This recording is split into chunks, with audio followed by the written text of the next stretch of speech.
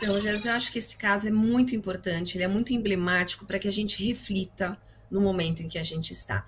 Primeiro, a gente não pode esquecer, mais uma vez, os princípios constitucionais que estão ali a orientar toda a ação pública. E princípios de grande importância são o princípio da impessoalidade, da isonomia e da moralidade.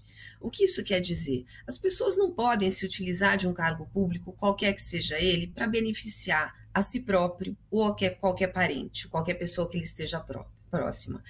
Com esse pensamento, com esse fundamento, o Supremo Tribunal Federal editou em 2008 ainda, no ano de 2008, a súmula vinculante número 13, ou seja, todo mundo está obrigado a observar os ditames dessa súmula, que diz o quê?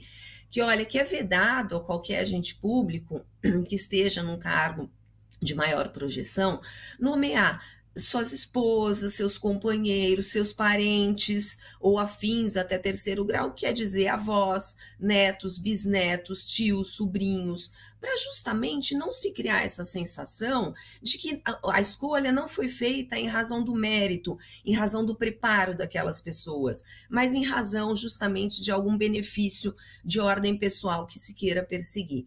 Nesse caso em especial, eu acho que é muito importante, porque o judiciário teve a sensibilidade de enxergar a realidade posta, porque as pessoas também que querem burlar a lei, elas vão se sofisticando.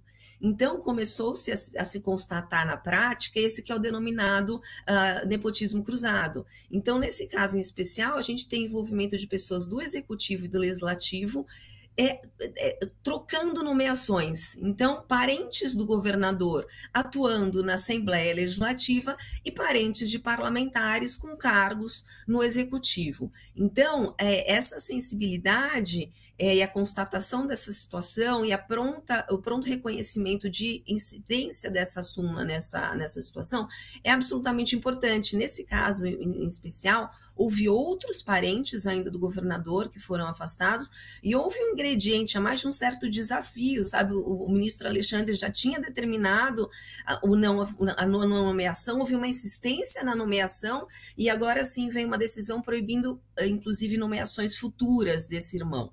Né? Então, essa questão do nepotismo cruzado, eu acho que ela está equacionada de uma certa forma no nosso ordenamento jurídico, no nosso país.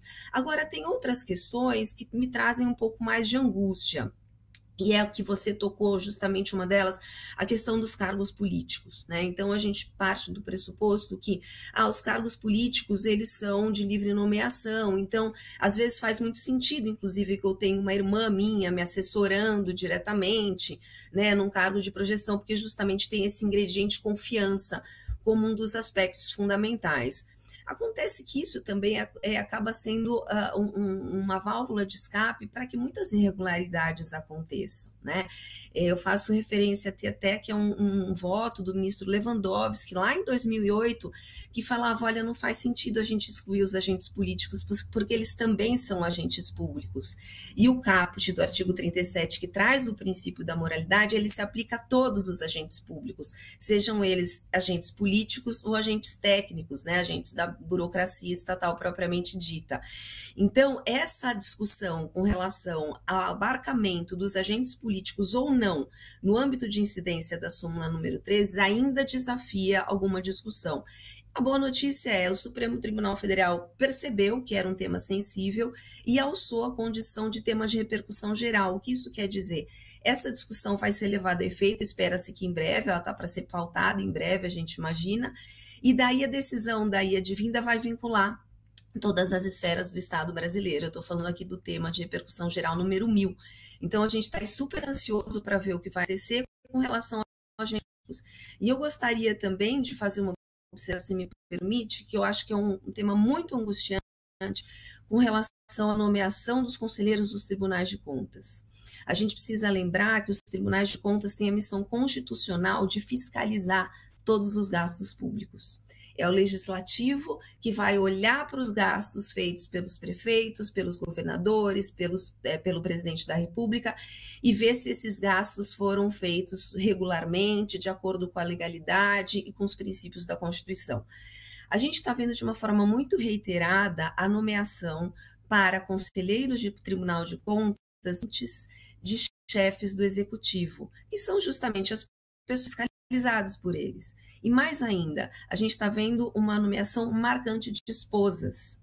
Então, primeiro, a gente tem que olhar para a Constituição. O que diz a Constituição? Que a nomeação dos conselheiros do Tribunal de Contas vai ser feita pelo chefe do Executivo em várias circunstâncias, mas tem que se observar que as pessoas indicadas tenham 10 anos de experiência e reconhecido conhecimento nas áreas jurídica, ou de contabilidade, ou de finanças públicas, ou de administração pública. Então, esse é um requisito que está lá na Constituição Federal.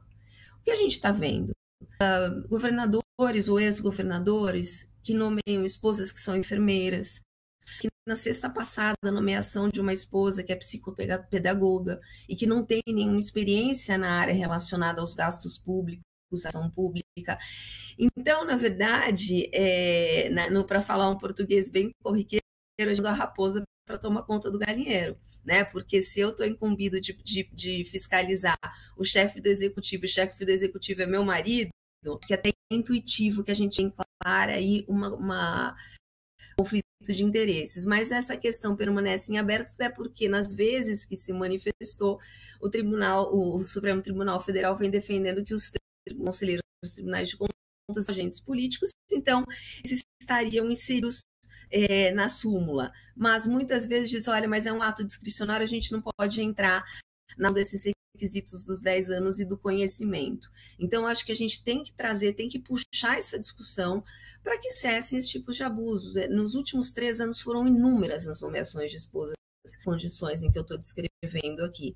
E é claro que se a gente mina o poder de controle do Estado, a gente vai estar desestruturando toda a integridade e toda a função de eficiência que se espera de uma administração pública, minimamente. Então, eu acho que andou muito bem o ministro, resumindo aqui nessa questão do nepotismo cruzado, mas a gente precisa olhar para os agentes políticos e mais que isso, a gente precisa olhar para os tribunais de contas, que no meu modo de ver, são um lugar mais suscetível agora a esse tipo de prática tão nefasta.